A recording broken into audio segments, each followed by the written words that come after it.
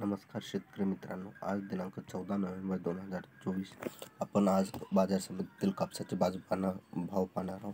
मित्रांनो, पहिली बाजारपेठ आहे बाजारपेठ नंदुरबार.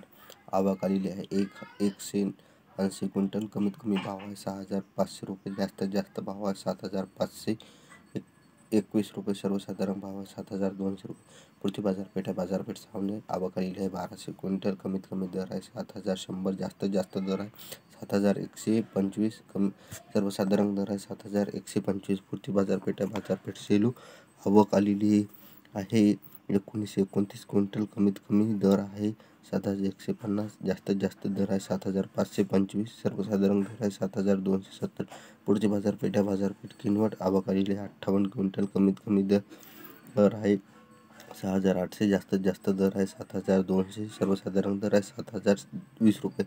पुढची बाजारपेठ आहे बाजारपेठ भद्रावती.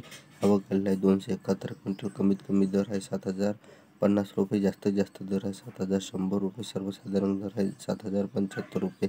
पुढची बाजारपेठ आहे बाजारपेठ सिंधी. जात आहे लांब स्टेपल. आवक आलेली आहे 200 क्विंटल. कमीत कमी दर आहे 7,150 रुपये.